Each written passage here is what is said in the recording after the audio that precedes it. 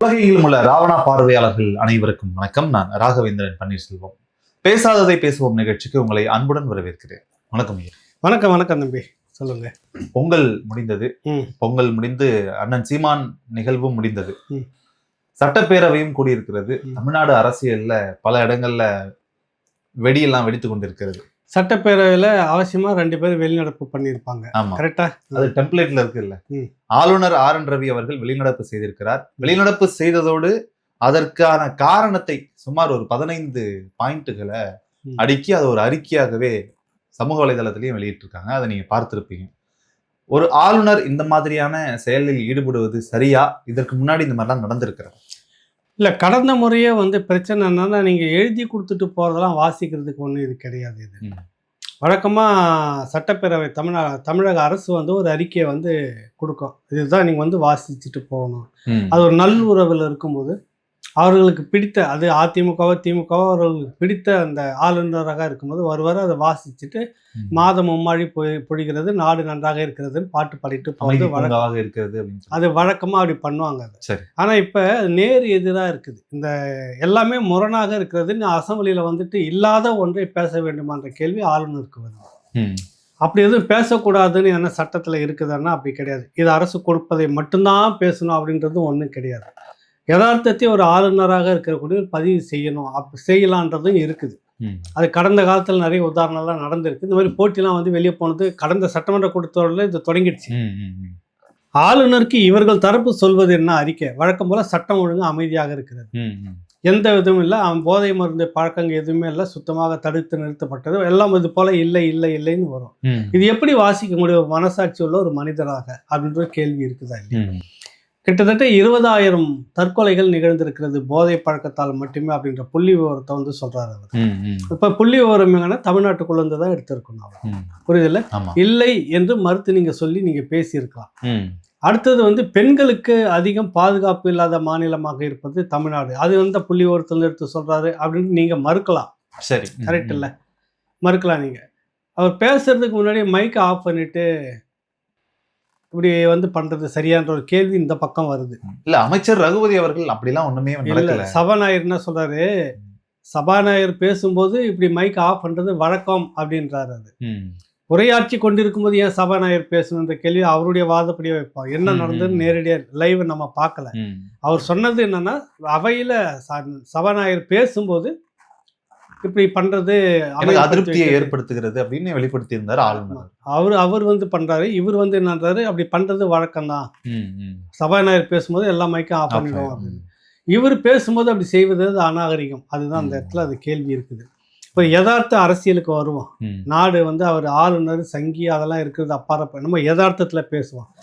நேற்று மாலை வேலைச்சேரியில பொழப்பு ஏதோ ஒரு படித்த இளைஞர் வேலை கிடைக்காம சுமோட்டோவில் செப்டோ ஓட்டிட்டு இருக்கிறாரு போல இருக்கு. அவனை வழிமறிச்சு போதையில எதுக்கு யாருன்னே தெரியாது. முன்ன பின்ன அவனுக்கு இவனுக்கு சம்மந்தம் இல்லை, போதை மட்டும்தான். நடு ரோட்ல போட்டு வெட்டுறாங்க பட்டாக்கத்தி வச்சுட்டு. அந்த தெருவில் நெரிசலான மக்கள் இருந்த தெருவில் பார்த்து கூடி சத்தம் போட்டு விரட்ட ஓடி ஓடுறாங்க. இப்போ போதை தொடர்ச்சியாக இது ஒரு மோசமான நிலையை ஏற்படுத்திக்கிட்டு இருக்குன்னு டாக்டர் அன்புமணி ராமதாஸ் தொடர்ச்சியாக அறிக்கை கொடுக்குறாரு. சீமான் அவர்கள் பேசிக்கிட்டு இருக்கிறாங்க. எடப்பாடி பழனிசாமி அவர்கள் இந்த விஷயத்தை அடிக்கடி ஞாபகப்படுத்தி இந்த அரசுக்கு நீங்கள் ஒன்று இப்படி தான் வச்சுட்டு இருக்கிறீங்கன்னு கண்டனமே தெரிவிச்சுட்டு இருக்கிறாரு. தினசரி கொலை நடக்காத ஊர்கள் மாநகராட்சிகள் இல்லை. மோசமான ஒரு சட்டம் ஒழுங்கு இருக்குது. பெண்களுக்கு பாதுகாப்பு இல்லை. அதிக பாலியல் சீண்டல் வழக்கு தமிழ்நாட்டில். எப்படி அமைதி பூங்காவிற்கு நீங்களே சொல்லுங்க.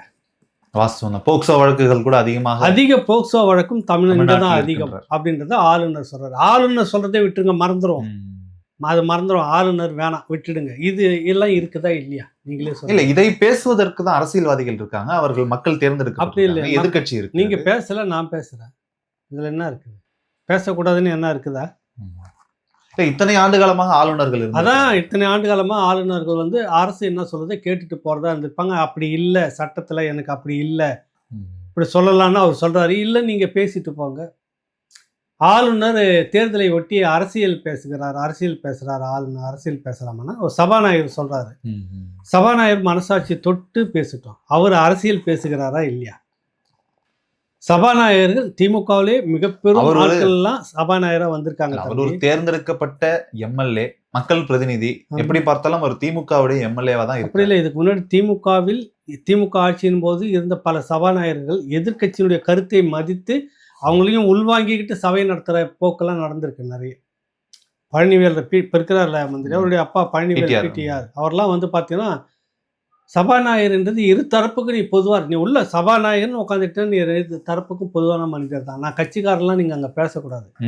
ஆளுநரை பார்த்து இவர் அரசியல் செய்கிறார் ஆளுநர்ன்ற கேள்வி உங்களுக்கும் பொருந்தது, அங்கேயும் பொருந்தது, இல்லைன்னு சொல்லல, உங்களுக்கும் பொருந்தது, அதை மறுக்காதீங்கன்னு சொல்றேன். இல்ல வாய்ஸ் நீங்களும் அரசியலை பேசுறீங்க, திமுகவுடைய குரலாகத்தான் நீங்க இது வரைக்கும் ஒலிச்சிருக்கிறீங்களே ஒழிய ஒரு நடுநிலையாக ஒரு சபாநாயகருடைய குரலாக இல்லை.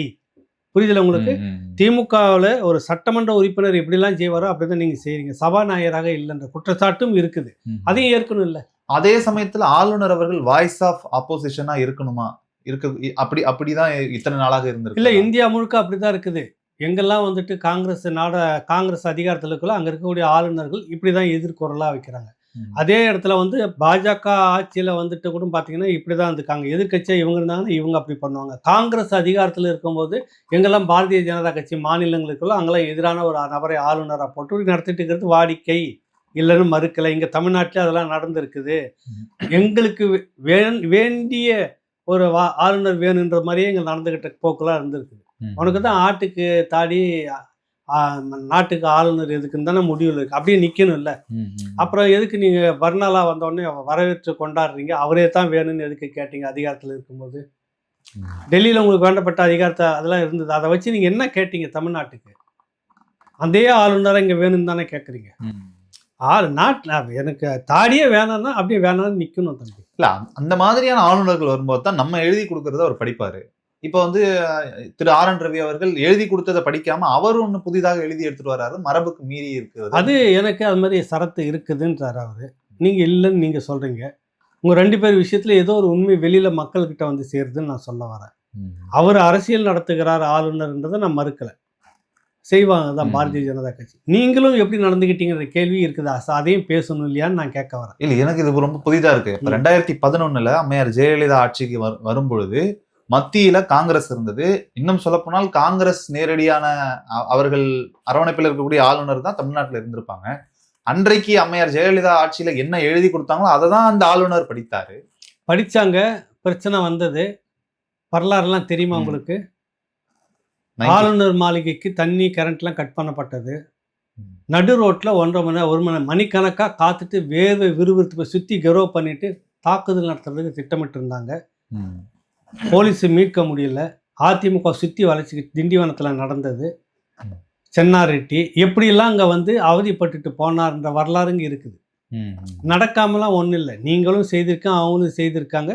ஆளுநர் தரப்புலையும் ஒரு அரசியல் பண்ணிட்டு இருக்குது, நடந்துக்கிட்டு தான் இருக்குது எல்லா மாநிலத்திலையும். இது ஒன்றும் புதுசு இல்லை. நீங்கள் என்ன நீங்கள் தேர்தல் வந்துட்டப்போ மட்டும் ஒரு எதிர்நிலை மாதிரி காட்டுறீங்க பாரதிய ஜனதா கட்சிக்கு, ஒரு எதிர்நிலை மாதிரி. நாம் அதை மறுக்கிறோம். காலம் முழுக்க நீங்கள் பாரதிய ஜனதா கட்சிக்கு ஒரு அணுக்கமாகவே இருந்துக்கிட்டு அவருடைய செயல் திட்டத்தெல்லாம் நீங்கள் எடுத்துக்கிட்டு இப்போ ட்ராமா பண்ணிட்டு இருக்கிறீங்களா, மக்களை ஏமாத்திட்டு இருக்கிறீங்களா அப்படின்னு அவர் சொல்கிறாருன்னா இல்லைன்னு நீங்கள் நிரூபிச்சுட்டு போங்க. புரியுதுல உங்களுக்கு? ஆனால் அன்றைக்கி இதுதான் பெரிய செய்தியாக இருக்கணும். இதை விட பெரிய செய்தி என்ன தெரியுமா உங்களுக்கு? அடித்து தூக்கிட்டார் எடப்பாடி பழனிசாமி. பிரேக் பண்ணது அவர் தான். கரெக்டாக டக்குன்னு வந்தார், டீமோட வெளியில் வந்து சட்டம் ஒழுங்கு மாநிலத்தில் சரியில்லை, வெளிநடப்பு செய்கிறோம், மிக மோசமான ஒரு ஆட்சி நடக்கிறது, டிக்ளேர் பண்ணிட்டு வெளிநடப்பு செய்துட்டார். இப்படி வெளிநடப்பு செய்வது, ஆமாம், உள்ளார பேச விட மாட்டிருக்கீங்க. அப்புறம் வெளிநடப்பு செய்வது ஒரு எதிர்ப்பு தெரிவிக்கிற ஜனநாயக முறை தானே. அது அப்படியே பதிவாகும், அந்த சட்டமன்ற குறிப்பேட்டில் பதிவாகும். அதுதான் வரலாறு. நாளைக்கு எந்த காரணத்துக்காக இவர்கள் வெளிநடப்பு செய்தார்கள்ன்றது பதிவாகும். நீங்கள் எத்தனை வருஷம் கழிச்சு எடுத்து பார்த்தாலும் இது ஒரு வரலாற்று பதிவாக இருக்கட்டும் அப்படின்னு உங்கள் புறக்கணிப்புன்றது எப்படி பண்ணுவீங்க ஜனநாயக வழியில்? அப்படி தான் பண்ணணும். புரியுது உங்களுக்கு? அப்போ இதெல்லாம் நடந்திருக்குது. இது வந்து மரபா அப்படின்னு பார்த்தீங்கன்னா, சபாநாயகர் உட்காந்து இருக்கிற அந்த சீட்டில் அவரை போய் பிடிச்சி இழுத்து தள்ளி சட்டையை கிழிக்கிறது மரபான்னு ஒன்று இருக்குதா இல்லையா? திமுகவுக்கு நான் கேட்குறேன் கேள்வி. என்ன அவங்க மரபை சீர்குலைத்ததே நீங்கள் தானே. சட்டமன்றத்திற்கு மரபு, பெண்களுக்குன்னு ஒரு இது இருக்குது, அதுவும் பார்க்காம சேலையை பிடிச்சி இழுத்து அடித்து வெளியில் பண்ண ரகலை வந்து மரபில் வருதா? கேள்வி கேட்குறேன். மரபை பற்றி நீங்கள் பேசாதீங்க. உங்கள் பக்கமும் தப்பு இருக்குது. நம்ம வந்து 2 பக்கத்தில் இவர் தான் மேலாளர்னு தூக்கி பேசலை, இவர் தான் மேலாளர்னு தூக்கி பேசலை. நம்ம தவறு சட்டமன்றத்துக்கான மரபுன்னா அந்த மரபை மீறியது நீங்கள் நிறைய முறை மீறி இருக்கீங்க. இப்ப தமிழ்நாட்டுக்கு தேவையான திட்டங்களை மத்திய பாஜக அரசு கொண்டு வர மாட்டேங்குது. ஆனால் அவருக்கு கைப்பாவையாக ஆளுநர் செயல்பட்டு கொண்டிருக்கிறார். எதை கேட்டு பெற வேண்டுமோ அதை கேட்பதற்கு அவர் வாய் திறக்க மாட்டாரு. ஆனா இதை சொல்வதற்கு மட்டும் அவர் வாய் திறக்கிறாருன்ற விமர்சனம். நீங்க பதவி ஏற்கிறதுக்கு மட்டும் இப்ப சுமூகமா உட்காந்து இனிப்பு சாப்பிட்டு தேநீர் எல்லாம் சாப்பிட்டுட்டு பதவி ஏற்றுக்கிட்டு கும்பிட்டுட்டு வரீங்கல்ல, நல்லா தானே இருக்கிறீங்க. அதே போல ஒரு சந்திப்பை நடத்தி தமிழ்நாட்டுக்கான விஷயங்கள் சேர்ந்து பண்ணுவாங்கன்னு அவர் கூட அணுக்கமா போறதுல உங்களுக்கு என்ன பிரச்சனை? பதவி ஏற்கிறதுக்கு மட்டும் போயிட்டு நின்றுட்டு அணுக்கமா சாப்பிட்றீங்கன்னா புரோட்டோகால் இல்லை, புறக்கணிச்சுட்டு போங்க. என்ன புரோட்டோகால்? மரபை உடைக்கிறது தானே நீங்க பண்ணிட்டு இருக்கீங்க. மரபு மீறி போச்சு இதுல மீறுங்களா நீங்கன்ற? புரியுதா உங்களுக்கு? இல்ல இதுல ஏன் மீறக்கூடாது? அவை முடிந்து போகும்போது தேசிய கீதம் இசைக்கிறோம் அப்படின்னு திரு அப்பாவு அவர்கள் சொல்கிறார். இல்ல எனக்கு நீங்க தமிழ் தாய் வாழ்த்து முடிச்ச உடனே தேசிய கீதம் வேண்டும்னு ஆளுநர் சொல்றாரு. அதில் இல்லை, எப்பயுமே ஒரு முடிக்கும் போது தான் தேசிய கீதம்னு ஒன்று இருக்குது. அதை உடனே தமிழ் தாய் வாழ்த்து பாடி முடிச்ச உடனே தேசிய கீதம்னா முடிஞ்சு போச்சுன்னு அர்த்தம். புரியுதுல உங்களுக்கு? முடிவின் போது தான் தேசிய கீதம் பாடுறதுன்னு தான் இங்கே இருந்துகிட்டு இருக்கும் எல்லா இடத்துலையும். உங்களுக்கு கரெக்டா? ஆமா ஆமா. நிகழ்வு முடியும் போது நம்ம மாநிலத்துக்கு உண்டான அந்தந்த மாநிலத்துக்கான தமிழ்த்தாய் வாழ்த்து மாதிரி ஒன்று இருக்குது. கடைசியாக கொடி இறக்கும்போது தேசிய கொடி இறக்கி பாடிட்டே இறக்குறாங்க. தான் மரபணு இருக்குது. அதில் இவர் ஏன் அப்படி செய்கிறான்றது நமக்கு தெரியல. இவர்கள் அரசியலில் தமிழ்நாட்டுடைய நலன் பாதிக்கப்படுதா? பாதிக்கப்படுற மாதிரி தான் இந்த அரசு என்ன செய்யணும்? காலம் முழுக்க நீ போராடிக்கிட்டே இருப்பியா அப்படின்ற கேள்விலாம் இருக்குது. அப்போ உங்களுக்கு பதவி வேணும் அல்லது உங்களுக்கு வேற ஏதாவது வேணும்னா டெல்லியில் போய் நீங்கள் சுமூகமாக உடனுக்குடனே மக்கள் நலன் கருதி விடிய இங்கே ரெய்டு அடுத்த நாள் விடிய போய் மக்கள் நலன் கருதி சந்திக்கிற மாதிரி பல மக்கள் நலன் கருதி போய் சந்திங்களேன் டெல்லியில். புரியுதில்ல உங்களுக்கு? சுமூகமாக டீ காஃபியெல்லாம் சாப்பிட்டோம் ஆளுநர், அப்படியே வாங்க டெல்லிக்கு சேர்ந்து போவோம், தமிழ்நாட்டுக்கு நிறைய திட்டங்களை கொண்டு வரணும், ஒரு முறை நல்ல முடிவு எடுங்களேன். இல்லை ஆளுநர் செய்தது சரின்னு சொல்ல வரீங்களா? எது செய்து சரின்னு? ஆளுநர் இன்றைக்கு ஆளுநர் பேசியது நான் சரின்னு சொல்றேன். ஆளுநர் மாளிகைக்கு லெட்டர் அனுப்பப்படுது, நாளைக்கு என்ன பேச போறீங்கன்ற குறிப்புகள் அனுப்பப்படுது. அதை வைத்துக்கொண்டு அவர் ஒரு காணொலி அப்படிதான் பேசணும்ன்றது கிடையாதுன்னு சொல்றாரு அவர் தான். நீங்க மரபுன்னு சொல்றீங்க, மரபை மீறுகிறாரு ஆளுநர். நீங்களே நிறைய மரபை மீறிட்டீங்க. தொடக்கமே நீங்க தான் திமுக தான் ஒரு சபாநாயகரை, புரியுதில்ல, நீங்க தான் பட்டியலத்தை நாங்கள் தூக்கி தாக்கி பிடிக்கிறோன்னு சொல்லக்கூடியவர். அந்த அம்மா கொண்டு வந்து வச்சதுக்கு நீங்க வைக்கல, எந்த காலத்துலையும் நீங்க செய்யல. அதை பார்ப்பனா நான் ஒரு பாப்பாத்தின்னு சொல்கிற ஜெயலலிதா தான் தலித் எழுமலையை எம்பி பொது தொகுதியில் நிற்க வச்சு டெல்லிக்கு அனுப்புகிறாங்க. இந்த ஒருத்தரை கொண்டு அவர் சபாநாயகராக வைக்கிறாங்க. அவர் அந்த மரபுன்னு ஒன்று இருக்கிற மரபை மீறி நீ அங்கே என்ன ஆட்டமாக நீங்கள் லைவில் மக்கள் பார்த்துட்டே இருந்தாங்க, என்ன மரபு? அப்புறம் நீங்கள் ஆளுநர் இன்னைக்கு கேட்கறதுக்கு பொருந்தலையேன்னு நான் சொல்ல வரேன். சரி ரைட்டுன்றதுக்குள்ளே நான் போகல. உங்களுடைய மரபு நீங்கள் பாதிக்க போது மட்டும் வந்துடுது. உங்களுக்கு மரபு நீங்கள் செய்யும் போது வர மாட்டேங்குது அந்த மரபியா? இல்லை இது பழிக்கு பழின்ற மாதிரி வருங்க சார். இது எப்படி நம்ம ஏற்றுக்கொள்ள முடியும்? பழிக்கு செய்தீங்கன்றதுக்காக இல்லை ஆளுநர் செய்தாரு இவங்க செய்தாரு நான் சொல்ல வரல. மரபு நீங்கள் அதிமுக சபாநாயகர்கிட்ட காட்டியிருக்கணும். அதிமுக பதிலுக்கு செய்யலை, இப்போ ஆளுநர் செய்கிறாரு. இதுக்கு நீங்கள் மரபு மீறுகிறதுன்னு சொல்றீங்க. இந்த மரபு உங்ககிட்ட காக்கிற பண்பு இருந்திருந்தால் இங்கே அதை நீங்கள் எதிர்பார்த்துருக்கலாம்னு நான் சொல்ல வரலாம். புரியல? கேட்கறதுல நியாயம் இருக்குன்னு நம்மளே இன்னைக்கு பேசுவோம். நீங்கள் கொடுப்பதெல்லாம் பேசுவதற்கு நான் இல்லை, அப்படிலாம் ஒன்றும் இல்லைன்னு அவர் சொல்லிட்டார். சரத்தில் என்ன இருக்குதோ நான் பேசுகிறேன், நாட்டு நிலைமை எனக்கு தகவல் என்ன இருக்குதோ நான் பேசுகிறேன், அதை பேசலான்னு அவர் சொல்கிறாரு. இல்லைன்னு நீங்கள் நிரூபிங்க, 2 பேரும் போய் பஞ்சாயத்து வைங்க, டெல்லி ஜனாதிபதி கிட்ட வைங்க. கரெக்டாக? என்னன்னா மக்கள் நலனுக்காக நீங்கள் எப்போவும் சண்டை போட்டுக்கிட்டே இல்லை. உங்களுக்குள்ள போட்டி அரசியலுக்குள்ள இதெல்லாம் நடந்துக்கிட்டே இருக்குது. ஆளுநருக்கு இன்னைக்கு தான் சட்டம் ஒழுங்கு கெட்டு போயிருக்குதுன்னு தெரியுமா? பாலியல் இந்த வழக்குகள் அதிகம் தமிழ்நாடு இருந்தது இப்பதான் தெரியுமா? இல்ல ஆளுநர் ஒவ்வொரு மேடைகள்லயும் எங்கு சென்றாலும் தமிழ்நாட்டில் சட்ட ஒழுங்கு சரியில்லைன்றத பதிவு பண்ணிட்டே இருக்கிறாரு. நான் சொல்றது இப்போ பேசுறீங்கல்ல, இதுக்கு முன்னாடியே தெரியும்ல, அதுக்கு என்ன நடவடிக்கை எடுத்திருக்கிறோம்? அவர் எடுக்க முடியாது. ஏன்னா அவருங்க மாநில அரசுன்றது ஒரு சுயாட்சி. 3 மாதத்துக்கு ஒரு முறை அமித்ஷா அவர்களை போய் சந்திக்கிறாரு. அவர் தரப்புல சொல்லிட்டு வந்திருக்கலாம், அங்கிருந்து இங்க சொல்லியிருக்கலாம், சட்டம் ஒழுங்கு சரியா இல்லைன்ற நோட்லாம் வந்திருக்கும். இவங்க செய்யணும், செய்யல. இப்போ மரபு மீறிச்சுன்னா ஏன் கத்துறீங்க? புரியுதுல உங்களுக்கு? அதுதான் நம்ம கேள்வி. உங்க பக்கமும் தப்பு நீங்க செய்து வச்சுட்டு அந்த மரபை நீங்க ஆளுநரிடம் எதிர்பார்ப்பது தப்பு. சரி, இது சொல்லி முடிக்கிறோம். இது பாஜகவும் திமுகவும் சேர்ந்து திட்டமிட்டு செய்த ஒரு சதி. ஏனென்றால் நேற்று ஒரு காணொலியை நம்ம பார்த்துருந்தோம். நடு ரோட்ல செப்ட ஊழியரை போதையில ஒருத்தன் வெட்டுறான். அந்த காணொலி சட்டமன்றம் கூடுற இன்னைக்கு அதை வைத்து யாரும் பேசிவிடக்கூடாது, அது ஒரு விவாதமாக. பொதுவாகவே இந்த மாதிரி விஷயத்த டைவர்ட் பண்றதுக்கு செய்வாங்க, அதெல்லாம் நடக்கும். நான் நன்றேன் இல்லை, அதை தான் சேர்த்தே தான் சொல்றாரு ஆளுநர். சட்டம் ஒழுங்கு சரியில்லைன்றதும் தான் சொல்றாரு. அங்கதான் நமக்கு சந்தேகம் வரல. அது இவங்க 2 பேரும் சேர்ந்து, நானே நிறைய முறை பேசுகிறேன், 2 பேரும் சேர்ந்து ட்ராமா ஆடுறாங்களா கொஞ்ச நேரத்துக்கு முன்னாடி பேசிட்டு மடம் மாத்திர விஷயத்தை செய்யுது. ஆனால் இந்த சட்டம் ஒழுங்கு இப்படி கெட்டுக்கிட்டு இருக்குதுன்றது அங்கே சொல்ல வர்றாரு. மிக மோசமாக தமிழ்நாட்டில் இருக்குதுன்னு நேரடியாக உங்களை சாடுறாரு. நீ வந்து சரி அவர் தானே சொல்லிட்டேன் ஏற்கனவே, ஆளுநர் சொல்கிறதே விட்டுடுங்க. உண்மையிலே உங்கள் மனசாட்சிப்படி நீ உங்கள் போலீஸ் மந்திரியாக இருக்கிற முதலமைச்சர் ஸ்டாலின் அவர்கள் அவர் மனசாட்சி சொல்லிட்டு, என்ன நீங்கள் ஒரு தனி உலகத்தில் இருந்துகிட்டு இருக்கிறீங்க? உங்களுக்குன்னு ஒரு தனி உலகம் இருக்குது, உங்களுக்கு எதை பற்றியும் கவலை இல்லையா? வெளிநாட்டில் முதலீடு போடுறது எப்படி, மன்னிக்கணும், வாங்கி கொண்டு வந்து தமிழ்நாட்டுக்குள்ள வைக்கிறது எப்படின்றத மட்டுமே யோசனையாக இருந்துகிட்டு இருப்பீங்களா? இல்லை, அது கூட ஆளுநர் சுட்டி காட்டியிருக்கிறார். சொல்லு, இங்கே பற்றி இல்லை, ஆளுநர் சுட்டி காட்டுறதுனால நீங்கள் போட்டிருக்கிற வெளிநாட்டிலேருந்து முதலீடுகளை கொண்டு வந்ததாக எத்தனை லட்சம் சொல்லியிருக்கிறேன். வெறும் காகித அளவில், அது வந்து பேப்பர் அளவில் தான் இருக்குது. சக்கரைன்னு எழுதி தான் வச்சிருக்கீங்களே, ஒரிஜினல் சக்கரை இல்லை. இதெல்லாம் எதிர்க்கட்சி தலைவர் பேச வேண்டியதா, ஆளுநர் பேசுறது ஏன்றதான் கேள்வி. அவர் தான் சொல்றாரு, எனக்கு நான் பேசலான்னு இருக்கிறாரு, நீங்க எழுதி கொடுக்கறது மட்டுமே பேசணும்னு ஒன்றும் கிடையாதுன்ட்டாரு. முடிஞ்சு போச்சு, அப்புறம் எது வேணாலும் பேசலாமே. அவர் எதிர்கட்சி தலைவர் தான் பேசணுன்றதுக்கு நியதிலாம் ஒண்ணுமே கிடையாது. அவரும் பேசிட்டு தானே இருக்கிறாரு, உள்ளேயும் பேசுறாரு, வெளியும் பேசுறாரு. இத்தனை நாளாக நாங்கள் எல்லாம் கேள்விப்பட்டது, governor is a news reader, அவருக்கு கொடுக்கப்பட்ட ஸ்கிரிப்டை, அவர் கொடுக்கப்பட்ட செய்தியை வாசிப்பவர், ஒரு செய்தி வாசிப்பாளர் அப்படின்றதுதான் போதிக்கப்பட்டது. அப்படிதான் போதிக்கப்பட்டது உங்களுக்கு. ஆனா மாநிலத்தில் இருக்கக்கூடிய சட்டம் ஒழுங்கு பிரச்சனை எல்லாத்துலயும் சரி தவறை சுட்டி காட்ட வேண்டிய பொறுப்பும் அவருக்கு இருக்குது அப்படின்றதும் இருக்குது, சட்டத்தில் இடம் இருக்கு. அதை தான் அவர் செய்யறேன்னு சொல்றாரு. அப்ப என்ன பண்ணுவீங்க நீங்க? அதை விட எதிர்கட்சி வந்து எடப்பாடி பழனிசாமி உள்ள இந்த விஷயத்தெல்லாம் பேசுறப்ப நீங்க என்ன பண்றீங்க? கூச்சல் போடுறீங்க, மைக் ஆஃப் பண்றீங்க, அவமானப்படுத்துறீங்க, அவங்கள வெளியேறி போகட்டும்னு நிர்பந்தத்தை. அப்படி யார் தான் பேசுறது? வந்தாரு டக்குன்னு இதுதான் பேசுறாரு, எதிர்ப்பு பதிவு பண்ணிட்டு அறிக்கையை கொடுத்துட்டு போயிட்டே இருந்தார். இப்போ பேசிட்டு இருக்கிறோம்ல நீங்களும் நான். இப்போ எடப்பாடி பழனிசாமி ஊர் முழுக்க பேசிட்டு இருக்கிறார், இந்த ஆட்சி மிக மோசமான ஒரு ஆட்சி, சட்டம் ஒழுங்கு மிக மோசமாக சந்திச்சு இருக்குது, இந்த ஆட்சி திரும்ப வர வேண்டுமா? திரும்ப கேட்கிறாருல எடப்பாடி பழனிசாமி. சட்டமன்றத்துக்குள்ள பேச விட்டுருக்கீங்களா? எப்பயாவது லைவ் கட் பண்ணிடுவோம், அணை கட்டி தடுத்து வெளியே ஊந்து பிறண்டு வெளியே அனுப்புறீங்களா? அப்போ நீங்க நினைக்கிறீங்க மக்களுக்கு இதெல்லாம் மூடி மறைச்சிட்டு இருக்கிறோம், நம்ம இவங்க தான் பேசுறாங்கன்னு.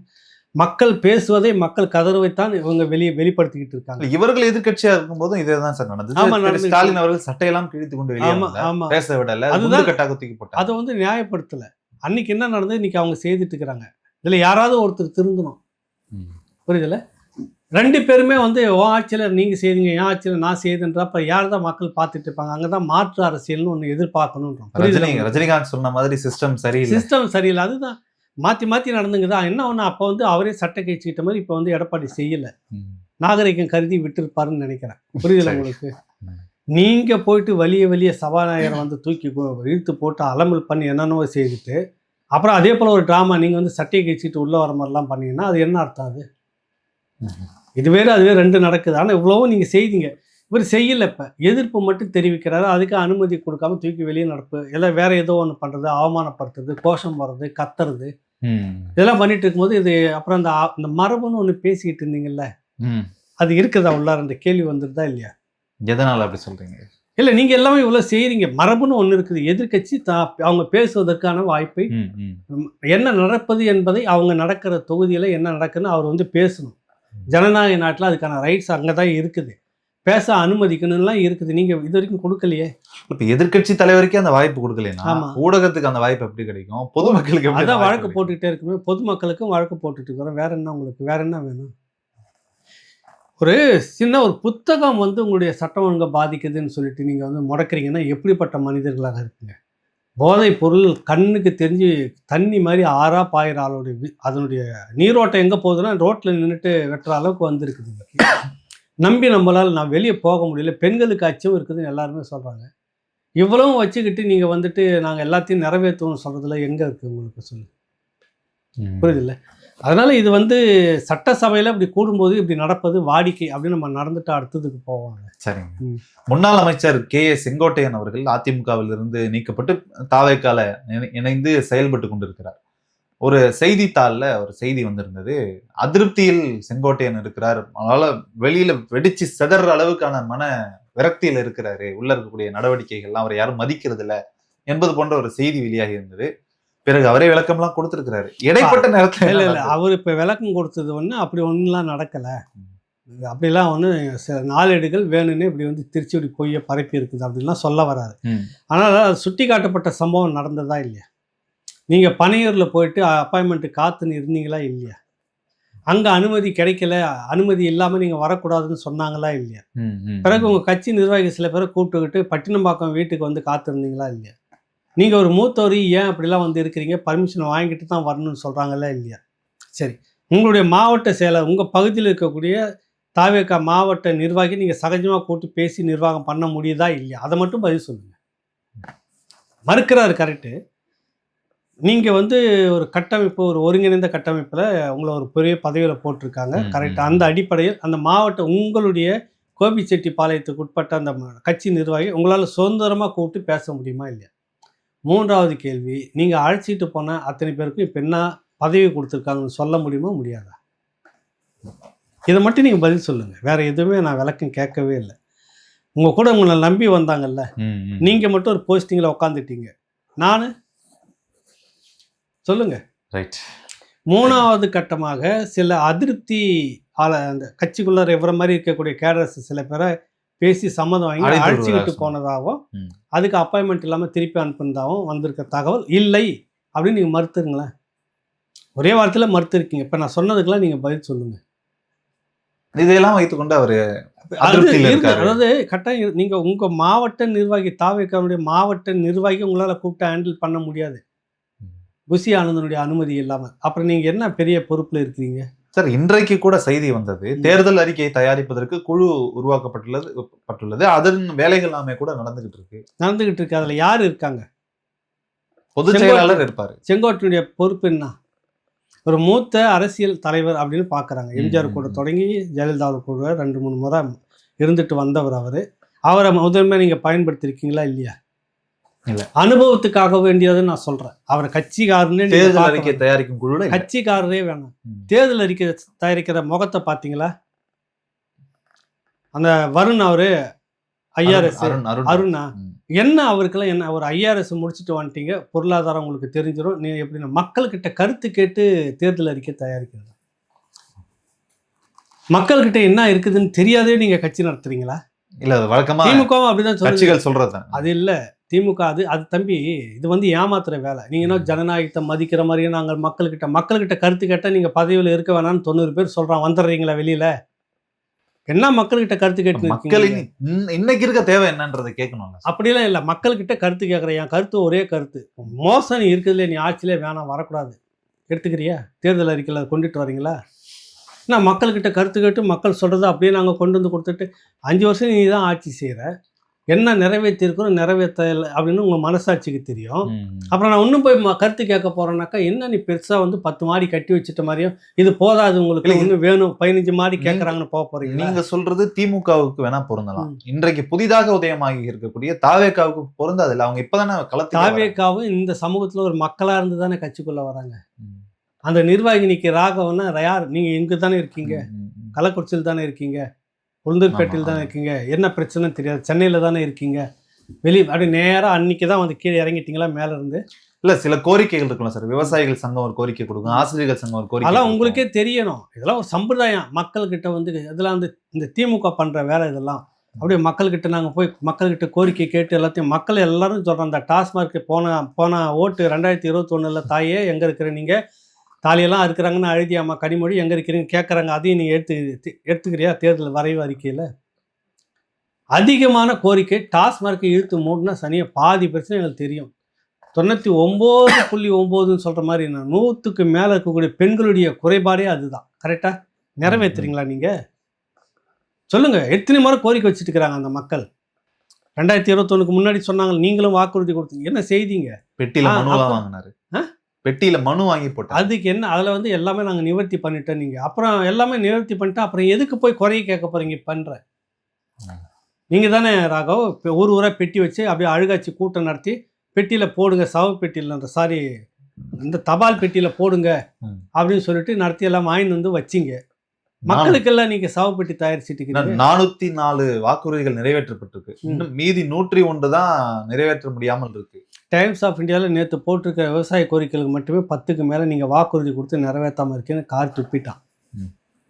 நீங்கள் என்ன எந்த இதை வச்சு 44ன்னு எண்ணி வச்சு சொல்லி அம்மையார் கனிமொழி அவர்கள் சொன்னாங்க, அதனால இல்லை. டைம்ஸ் ஆஃப் இந்தியாவுக்கு நாளைக்கு கேஸ் போடுங்களா, அது மேலே வழக்கு ஒன்று போடுங்களேன். நாங்கள் நிறைவேற்றியதை நீங்கள் வந்து இல்லைன்னு மறுத்து போட்டிருக்கீங்க, அப்படின்னு ஒரு அவதூறு வழக்கு போடுங்களேன். சாமானியமாக இந்த பக்கம் போடுறீங்களே, டக்குன்னு போடுறீங்க, வழக்கு பதிவு பண்ணிவிட்டு உடனே போய் கைது பண்ணுறீங்களா, போடுங்க. டைம்ஸ் ஆஃப் இந்தியாவில் போட்டு காலையில் கைது பண்ணி கொண்டுட்டு வாங்களேன். பவர் இல்லையா உங்களுக்கு? இருக்குல்ல, செய்யுங்களேன். அவதூறாக கிளப்பிட்டு இருக்கிறீங்க. நாங்கள் எவ்வளோ பெரிய சாம்ராஜ்யத்தை நடத்திட்டு இருக்கிறோம், இவ்வளோ பெரிய கோரிக்கையெல்லாம் நிறைவேற்றிட்டு இருக்கிறோம். விவசாயிகளுக்கு வந்து சொட்டு நீர் பாசனம் 90% மானியம் அதை நிறைவேற்றவில்லை. 10,000 கோடி பட்ஜெட்டில் ஏரி குளம் இதெல்லாம் வந்து பராமரிக்கிறதுக்காக ஒதுக்குறதுன்னு சொன்னது செய்யவே இல்லை. ஏகப்பட்ட இது விவசாயத்தை கண்டுக்கவே இல்லைன்னு எழுதி கிழிச்சிட்டான். அப்புறம் என்ன நீங்கள் வந்து இவ்வளோ நாங்கள் நிறைவேற்றிருக்கிறோம். நிறைவேற்றிட்ட நீங்கள் எதுக்கு இப்போ கருத்து கேட்குறீங்க? போயிட்டு கோரிக்கை இன்னும் என்ன இருக்குன்னு ஏன் கேட்குறீங்க? உங்களுக்கு தெரியாதா உங்களுக்கு? சொல்லுங்க. மனநிறைவாக இருக்கும். 505 சாரி 404 வாக்குறுதிகள் நிறைவேற்றப்பட்ட மன நிம்மதியில இன்னும் மீண்டும் பல கோரிக்கைகள் சொன்னா நிறைவேற்றுவாங்க. தமிழ்நாடே சொல்லக்கூடிய கோரிக்கை டாஸ்மார்க்கை இழுத்து மூடிட்டு போன்றீங்க. அதிக டாஸ்மார்க் தயாரிக்கிற கம்பெனியும் உங்கள் கூட்டத்துக்கிட்ட தான் இருக்குது. கனிமொழிகிட்டையும் டிஆர் பாலுக்கிட்டையும் இன்னும் மற்றவர்கிட்டையும் உங்கள் சர்க்கிள் தான் இருக்குது. எல்லாமே மூடிட்டு போயிடுறீங்களா? கருத்து கேட்குறீங்கள, கருத்து மக்கள் இதுதான் சொல்கிறாங்க, ஏற்றுக்கிறீங்களா? அதில் எது சிறந்ததோ அதை கட்சி ஏற்றுக்கணும். மக்கள் சிறந்தது எனக்குன்னு சொல்கிறாங்க, நீ அதை ஏற்கணுமா இல்லையா? விவாதம் செய்யப்படும், கட்சிக்குள்ளார விவாதிக்கப்பட்டு எது சிறந்த கோரிக்கையோ எதை நிறைவேற்ற முடியுமோ அதை மக்கள் சேர்ந்து இந்த டாஸ்மார்க் எங்களுக்கு வேணான்றது சிறந்த கோரிக்கையா இல்லையா? சிறந்த கோரிக்கை. அப்புறம் அதை நிறைவேற்றதுல உங்களுக்கு ஏன் உங்களுக்கு 5 வருஷம் ஆச்சு? அப்புறம் எதுக்கு நீங்கள் திரும்ப நாங்கள் மக்கள்கிட்ட கருத்து கேட்க போகிறோன்னு இப்போ போய் கேளுங்க மக்கள்கிட்ட. டாஸ்மார்க் வேண்டுமா வேண்டாமா, கடை மதுபான கடை வேணுமா வேணாமா, மக்கள்கிட்ட கருத்து கேட்போன்னு நீங்கள் நாளைக்கு டிக்ளேர் பண்ணிவிட்டு திமுக போய் ரவுண்ட் அடிச்சுட்டு வந்து மக்கள் அப்படி எதுவும் கோரிக்கை வைக்கவே இல்லைன்னு மட்டும் நீங்கள் சொல்லிவிடுங்க. இந்த தேர்தலை சந்திச்சுருங்க. நீங்கள் சட்டம் ஒழுங்கு அமைதி பூங்காவாக இருக்கிறது தமிழ்நாட்டில் அப்படின்னு மக்கள்கிட்ட கருத்தை மட்டும் கேளுங்க. என்ன வருது பதில் மட்டும் பாருங்கள். இது ஊரை ஏமாத்துற வேலை. அது மாதிரி தாவேக்காப்பா உட்காந்துட்டு கூடி பேசிட்டு நாங்கள் வந்து கருத்து கேட்டு அறிக்கை கொடுக்க போகிறோம் அப்படின்னு சொல்லிட்டு தேர்தல் வரைவே நாங்கள் நீங்கள் தான் ஏற்கனவே சொல்லிட்டீங்களே, வீட்டுக்கு வீடு எல்லாருக்குமே வந்துட்டு கார் வரும், பைக்கு வரும். இல்லை, அதற்கான வாய்ப்புகளை உருவாக்குவோம்னு சொல்லிட்டுன்னு 75 ஆண்டுகளாக இந்த கட்சிகள், அதுவும் என்ன மாதிரி கட்சிகள், திராவிட சிந்தனையில் இருக்கிறது எப்படி இருக்குது உங்களுக்கு? அவர்கள் மட்டும் வளர்ந்துருக்கிறாங்க. புரியுதில்ல உங்களுக்கு? ஒவ்வொருத்தருடைய சொத்து பட்டியல் இன்னைக்கு எடுத்தீங்கன்னா முடிஞ்சு போச்சு. இப்போ துரைமுருகனுக்கு நேற்று செய்தி காதும் கேட்கல, சரியாகவும் முடியல, அவரால் மருத்துவமனையில் இருக்கிறாரு. அது வயசு 87 வயசு என்ன ஆயிருக்குது, பெரிய உடம்பு வர அவரால் முடியாது, பாவம். காதும் கேட்கல, சரியா தெரியல, என்ன அப்படின்றாரு. அந்த அளவுக்கு வந்துடுச்சு. சவுண்டாக தான் பேசணும். மக்கள் கோரிக்கையை கேட்க முடியாது. இதுமாதிரி இறங்கி ஸ்பீடாக வேலை பண்ண முடியாது, வேகமாக வேலை செய்ய முடியாது கலை பண்ணி. இப்போ இந்த முறை தொகுதியை வந்து மகனுக்கு கொடுத்துடலாம், கதிரானந்துக்கு அப்படின்றப்ப அவர் அங்கேருந்து ரிசைன் பண்ணிட்டு இங்கே வரணும். ஆமாம், சிட்டிங் எம்பியாக இருக்காரு. நின்று தேர்தலில் ஜெயிச்சு விற்பாடு அதை ரிசைன் பண்ணணும். அது ஏன் ரிசைன் பண்ணணும்னு கதிரானந்த் அவங்க மனைவிக்கு அந்த தொகுதியை கொடுத்துடலாமான்னு இப்போ பேச்சுவார்த்தை ஓடிட்டு இருக்குது.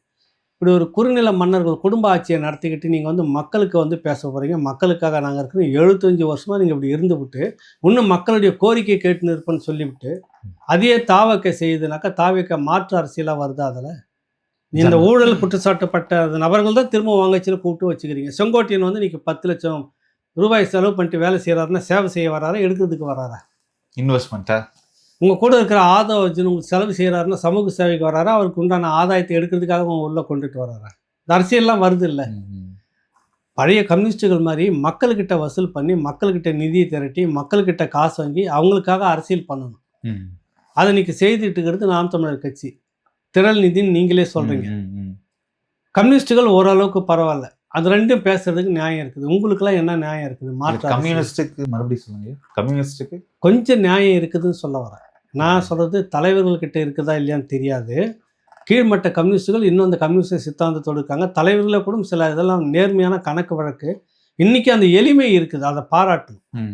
முன்னாடி பின்னாடியே கருப்பு போன மாதிரி போட்டு சுற்றுற மாதிரி இங்கே இல்லை. சாமானியமாக போயிட்டு மக்கள்கிட்ட பேசிட்டு வர அந்த போக்கெல்லாம் அந்த கம்யூனிஸ்ட் நான் இன்னைக்கு இல்லை நாளைக்கும் மதிக்கிறேன். அதில் மாற்று கம்யூனிஸ்ட் நிதி திரட்டுவதை பார்த்தே ரொம்ப நாள் ஆச்சு. என்னது கம்யூனிஸ்டுகள் பொது இடங்கள்லையோ இந்த ட்ரெயின்லலாம் அது ஒரு காலம். நான் சொன்னது பழைய கம்யூனிஸ்ட்னு சொல்லி பேசிட்டு இருக்கிறாராக நீங்கள் கவனிக்கல. புரியுதில்லை உங்களுக்கு? இன்னைக்கு நேரடியாக அறிவாலயமே கோபாலபுரமே கொடுத்து வெளிப்படையாக கணக்கே கொடுத்துட்றாங்க. அப்புறம் அவங்களுக்கு அது தேவை இருக்காது இல்லை. உங்களுக்கு முதல்ல அந்த பணம் வாங்கிட்டு இவ்வளோ தொகை எப்படி வந்ததுன்னு இல்லை கேட்டிருக்கணும் கம்யூனிஸ்ட்டு. வா உட்காரு, நீ ஒரு கட்சி வாங்கிட்டு எத்தனை லட்சம் கோடி எங்கேருந்து வந்தது, யாரோட பணம், மக்களோட பணமா இல்லையான்னு கேட்கறதுக்கு பேர் கம்யூனிஸ்டா? அவர்கள் கொடுத்தாங்க, நாங்கள் நேரடியாக ஒயிட் அண்ட் ஒயிட்டில் வாங்கி தான் கணக்கு வழக்கு பார்த்துட்டு கணக்கை நாங்கள் ஒழுங்காக வச்சுட்டு இருக்கிறோம் சொல்கிறதுக்கு பேர் கம்யூனிஸ்டா? ஆனாலும் துறை எனக்கு கம்யூனிஸ்டத்தினுடைய இவர்களுடைய இந்த சித்தாந்தங்கள் கம்யூனிஸ்ட்டுகள் வந்து வேணும், கம்யூனிஸ்ட் இருக்கணும், அது போயிடக்கூடாதுன்ற ஒரு பெரும் கவலை எனக்கு எப்பவுமே இருக்குது. நாளைக்கும் ஆதரிப்பான், அதை நான் இல்லைன்னா மறுக்கல, தமிழ் தேசியத்துக்குள்ளே இருந்தான். ஆனால் இந்த கம்யூனிஸ்ட்டுகள் இன்று எப்படி, அதான் நம்மளுடைய கேள்வி. ஒப்பீட்டு அளவில் பார்க்கும்போது தாவேக்காவை விட கம்யூனிஸ்ட்டுகள் மேலானது அப்படின்றது என்னுடைய கருத்து. அதை சொல்ல வரேன், புரியுதில்ல? இருக்குதுலேயே கொஞ்சம் நல்லது எது அப்படின்னு பார்க்குறப்ப இந்த பக்கம் நாம் தமிழர் கட்சி, அந்த பக்கத்தில் அந்த கூடாரத்திலே ஒட்டுமொத்தமாக பார்த்தீங்கன்னா அவங்க இன்னைக்கும் மக்களுக்காக கொஞ்சம் பேர் துண்டி ஏந்திட்டு போய் கேட்டுன்னு பேசிட்டு இருக்காங்களேன்னு சொல்ல வரேன். சரி.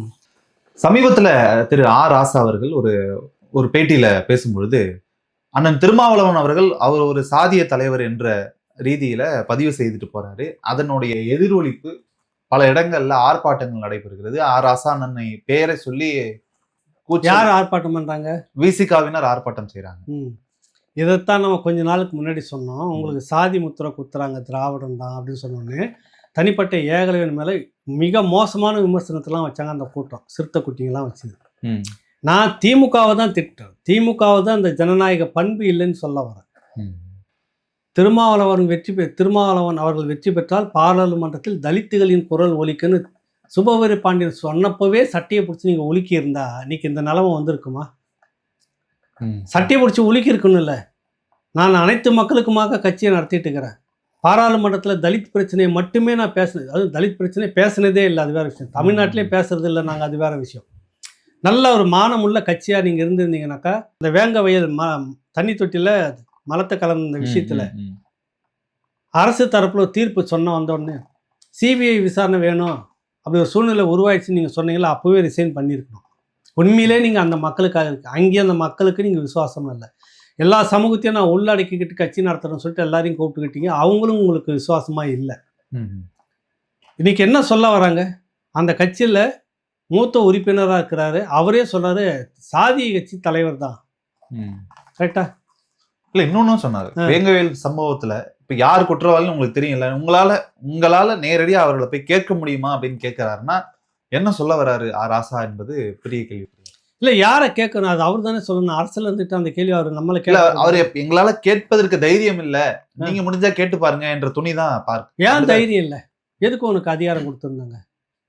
எதுக்கு அதிகாரம் கொடுத்தாங்க? தைரியம் இல்லாம உட்காந்துட்டு இருக்கிறதுக்கா? சொல்லுங்க. தைரியம் இல்லாமல் உட்காந்துக்கிட்டு இருக்கிறதுக்கு பேர அதிகாரம் அவங்ககிட்ட கொடுத்துருக்காங்க. அது எதிர்கட்சியாக இருந்துக்கிட்டு திருமாவளவன் அவர்களை போல இருந்துக்கிட்டு அப்படின்னு தான் சொன்னால் நியாயம். எங்களால் கேட்க முடியல, நீங்கள் கேளுங்கன்னு. அதிகாரமே நீ தான் வச்சுட்டு இருக்கிற, போலீஸ் நீ தான் வச்சுட்டு இருக்கிற. எவன் வந்து குற்றச்சாட்டு சொன்னானே அது ஒரு 3 நாளாக குடிச்சிக்கிட்டு இருக்கிறாங்க, அவங்களே ஹாஸ்பிட்டலில் படுத்துக்கிறாங்க. அந்த மக்களே குற்றவாளிகள்னு சொன்னாக்கா நீ எவ்வளோ பெரிய அயோக்கியத்தனம் செய்திருக்கிற கேள்வி வருதா இல்லையாங்க? அப்போவும் உண்மை குற்றவாளிகள் யாருன்னு நீங்கள் கண்டுபிடிங்க சொல்கிறதுக்கு எதுக்கு நீங்கள் இருக்கிறீங்கன்ற அது ஒரு பக்கம் இருக்கட்டும். இப்போ திருமாவளவன் சாதி தலைவர் ஆயிட்டாரா? நீங்கள் நேசித்த, நீங்கள் பல்லக்கு தூக்கி சுமந்துக்கிட்டு இருக்கிற அந்த கூடாரத்திலேருந்தே ஒருத்தர் உங்களுக்கு முத்திரை குத்துறாரா இல்லையா? குத்திட்டாரா? குத்திட்டாரு, அக்னாலஜ் பண்ணியிருக்கிறார். இப்போ நீங்கள் வந்துட்டு சாதி தலைவர் இல்லை இப்படி சொன்னதுக்காக ஆர் ராசா வந்து மன்னிப்பு கேட்கணும்னு போராட்டம் பண்ணுறீங்க. சரி, நீங்கள் ஒடுக்கப்பட்ட மக்கள் அந்த பக்கம் நிற்கிறீங்களா இல்லையா? இல்லை, அது கட்சி தலைமை அதை ஆதரித்து பண்ணல இல்லை சார். அங்கே இருக்கக்கூடிய தொண்டர்கள், அவர் மீது உள்ள அன்பு உள்ளவர்கள், கட்சி நிர்வாகிகள் தான் பண்ணுறாங்க. அன்பு உள்ளவர்கள். விடுதலை சிறுத்தைகள் கட்சி பேனரில் தான் கோஷமே எதிர்ப்பு போராட்டமே நடந்தது. தலைவர் வாயில் இருந்தோ இல்லை அடுத்த கட்ட 2ஆம் கட்ட தலைவர் இல்லை, நீங்கள் வந்துட்டு போராட்டம் நடத்தும் போதே தாழ்த்தப்பட்ட மக்கள் குறிப்பாக பறையர் இனத்துக்கான ஆள் நான் இல்லை அப்படின்னு ஒரு முறை அறிவிச்சிருங்க. போராட்டம் நடத்துறீங்கன்னா நீங்கள் அந்த தளத்தில் நிற்கிறீங்கன்னு அர்த்தம். இல்லை அப்படின்னு சொல்லிட்டு இல்லை நாங்கள் வந்து ஆர் ராசா மன்னிப்பு கேட்கணும்னா அப்போ நீங்கள் பறையர் சமூகத்துக்கான தலைவர் இல்லைன்னு நீங்கள் மறுக்கிறீங்க. கரெக்டாக?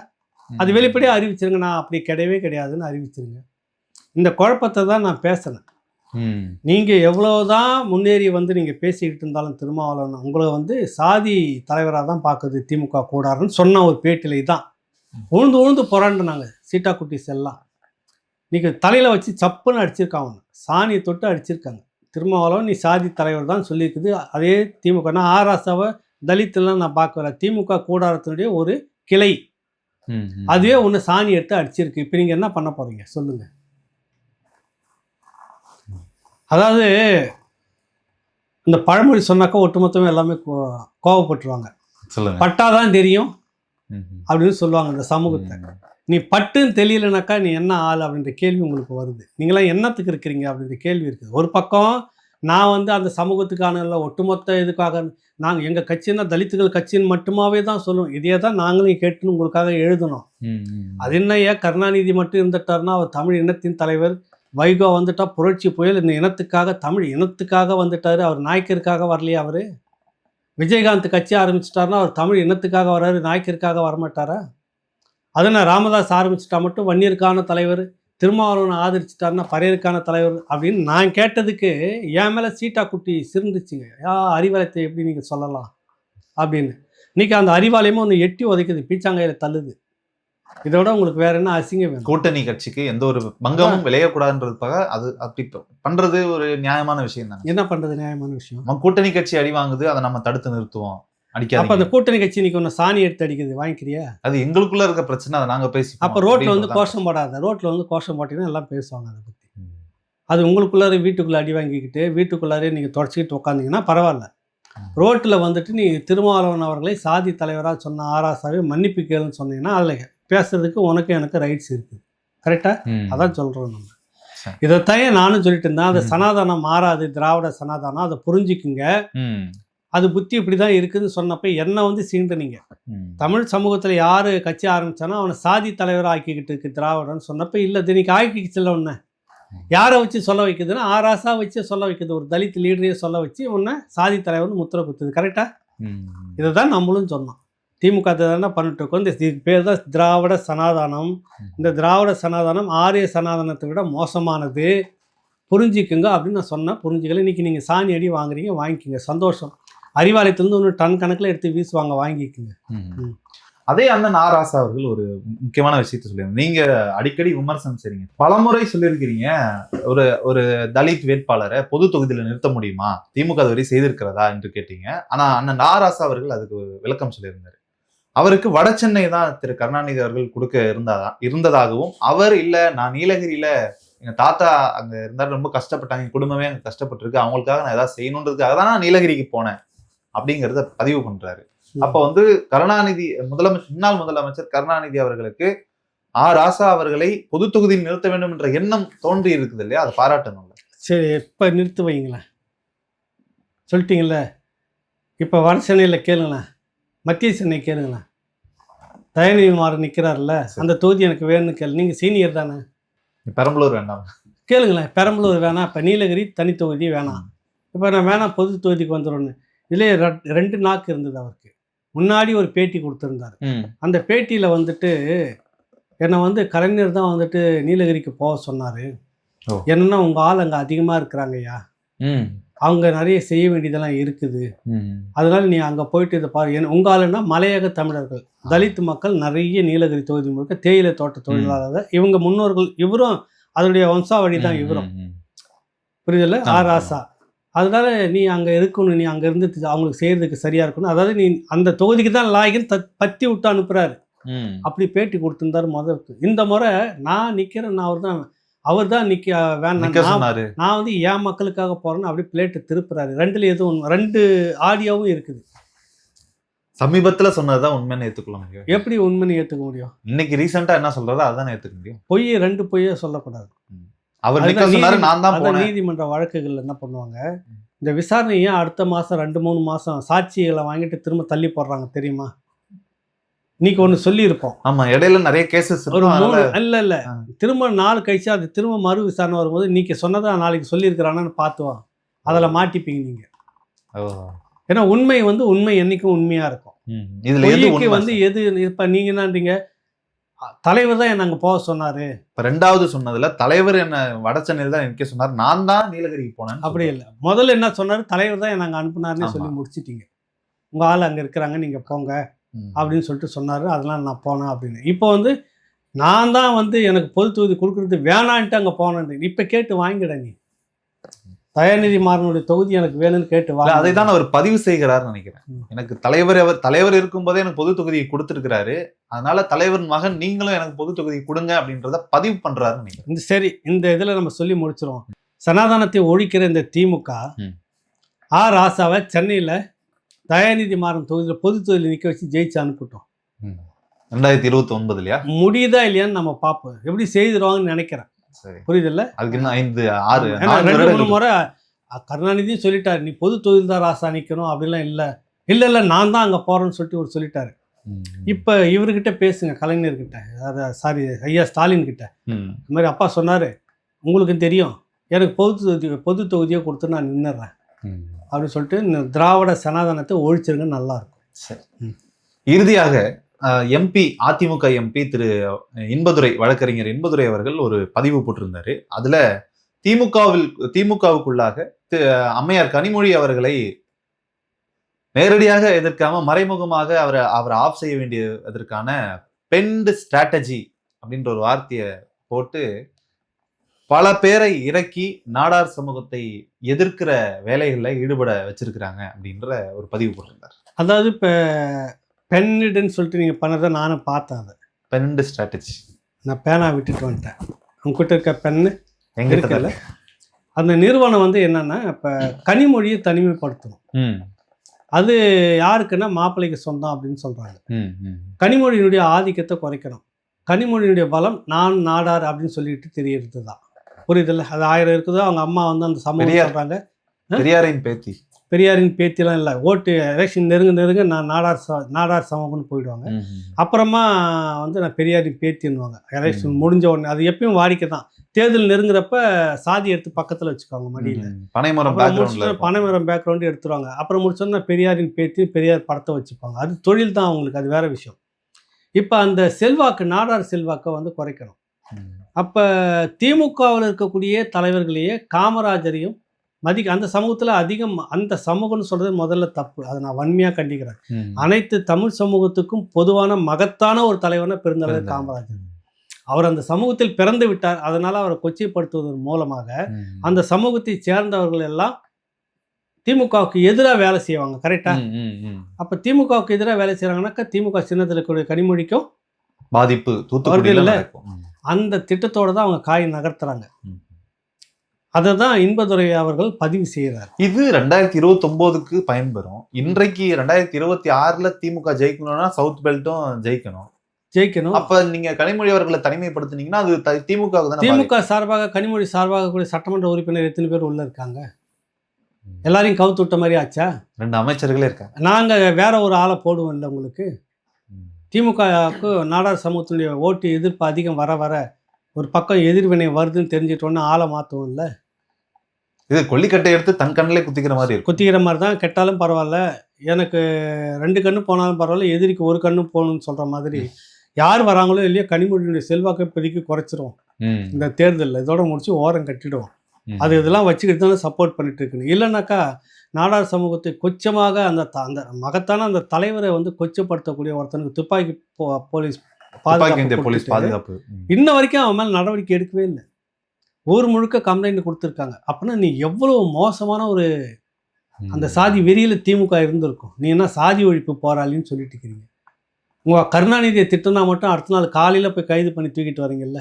கருணாநிதியை விட கீழானவரா உங்களுக்கு பெருந்தலைவர் காமராசர். பெயருக்கு முன்னாடி பெருந்தலைவர்னு சொன்னது 100 மடங்கு பெரிய மனிதர். அவரு 100 மடங்கு மாமனிதர். அவரை ஒருத்த கொச்சப்படுத்திட்டு கவர்மெண்ட் போலீஸ் பாதுகாப்பு சுத்திட்டு கொடுத்துட்டு இருக்குதுன்னா என்ன அர்த்தம்? அப்ப தொடர்ச்சியாக அந்த சமூகத்தை இழிவுபடுத்த வேண்டியது. அதில் கனிமொழி எம்பி அவர்களும் பாதிக்கப்படணும். அதான் நோக்கம் இந்த தேர்தலில். இந்த தேர்தலில் அந்த பெல்ட், அந்த ஏரியா முழுக்க பாதிக்கப்படுதுன்னா பரவாயில்ல, பார்த்துக்கலாம், மேனேஜ் பண்ணிக்கலாம் அப்படின்ற ஒரு திட்டத்தோடு அவங்க பண்ணுறாங்க. பாக்கெட்டில் பேனா இருக்கிற வரைக்கும் இந்த ஆட்டம் கொஞ்சம் அதிகமாக தான் இருக்கும் அவங்களுக்கு. ஏன்னா மை தீர்ந்துருச்சுன்னா தீரும், 26க்கு பிறகு தீரும். என்ன நடக்குதுன்னு பார்ப்பாங்க. சரி, இன்றைக்கு முக்கியமான மீண்டும் 2 நிகழ்வுகள்.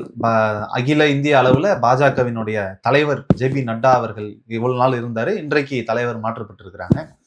நிதின் நபீன் என்கிற புதிய தலைவர் வந்திருக்கிறார். வந்த உடனே முதல் பேச்சாகவே அவர் திருப்பரங்குன்றம் சர்ச்சையை தான் பேசியிருக்கிறார். முதல் குரலை திமுகவுக்கு எதிராக தான் எழுப்பியிருக்கிறதாக கூட செய்திகள் வருகிறது. அது என்னன்னா, இப்போ மற்ற மாநிலங்களோட திமுக மேல ஒரு கண்ணு வச்சுக்கிட்டு இருக்கிறாங்க டெல்லி பாரதிய ஜனதா கட்சி. அதனால அந்த திருப்பரங்குன்றத்தை பிடிச்சிட்டு அப்படியே ஒன்று இழுத்துக்கிட்டு இருப்பாங்க. அதை ஒட்டி அவர் குரல் எழுப்பியிருக்காரு. அப்படி சொன்னதானே அவர் புதுசாக ஒருத்தர் வந்துட்டாருன்னு தெரியும். லோக்கல்ல ஒரு இன்ஸ்பெக்டர் மாறணும்னு புது இன்ஸ்பெக்டர் ஒருத்தர் வருவார், தெரியுமா உங்களுக்கு? 4 நாளைக்கு வந்துட்டு ரோட்ல இருக்கிற வண்டிலாம் நிறுத்தாத, எடு காய்கறிலாம் தூக்கு, இங்கன்னா கூட வச்சுக்கிற, எட்டி கிச்சி எல்லாம் பெரட்டிக்கிட்டு தள்ளிட்டு போவாங்க. ஐயா வந்துட்டார், ஐயா தெரியணும் இல்லை யாருன்னு உங்களுக்கு. புரியுதுல்ல? அப்புறம் எங்க இருப்பாருன்னே தெரியாது. அவருக்கு வழக்கமா மாமூல் படி எதனா நடந்துகிட்டு இருக்கணும். அந்த மாதிரி புதிய தலைவர் வந்திருக்கிறாருன்னு நீங்க எப்படி தெரிஞ்சுப்பீங்க நாட்டுல? அப்ப இங்க தென் மாவட்டத்துல வந்து இப்படி ஒரு கட்சி இருக்குது, இது தொட்டோம்னா இது கொஞ்சம் பெரிய வைப்ரேஷன் ஏற்படுத்தும். வைப்ரேஷனா அந்த அளவுக்கு நீங்க சொன்ன மாதிரி இந்த பேனா வச்சுங்கிற கும்பல் நிறைய இருக்குது, எழுத்து எல்லாம் எழுதுவாங்க. ஒரு 4 நாளைக்கு இதை பத்தி ஓடிக்கிட்டு இருக்கும்ல. ஒரு இலவச விளம்பரம் கிடைக்கும். மற்ற இடத்துல போட்டிங்கன்னா அது கிணத்துல போட்ட கல்லு மாதிரி ஆகிடும். இங்கன்னா மட்டும் எதிர்ப்பு வாதங்கள் நிறைய வரும்ல. அதனால அவர் அப்படி பேசிக்கிறாரு. புது இன்ஸ்பெக்டர் வந்திருக்கிறாரு, வரட்டும், நம்ம பார்க்கலாம் அடுத்தது என்னன்றத. சரிங்க, பல்வேறு கருத்துக்களை பகிர்ந்தமைக்கு மிக்க நன்றி. நன்றி, வணக்கம்.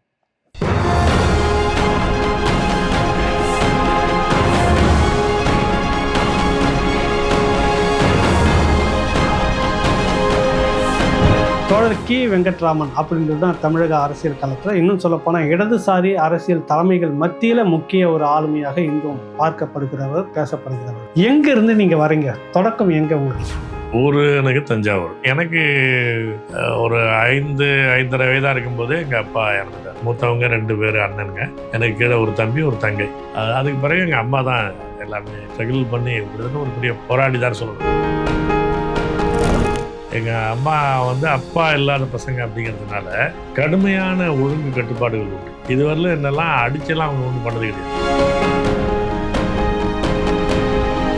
அண்ணா அவர் அடிக்கடி குறிப்பிட்ட அந்த இது நான் பார்க்குறேன். திரும்பவும் வந்து பெற முடியாத ஒன்று அந்த பள்ளி காலம்னு சொல்லுவாங்க. அந்த காலகட்டத்தில் உங்களுடைய லைஃப் ஸ்டைல் எப்படி இருந்தது?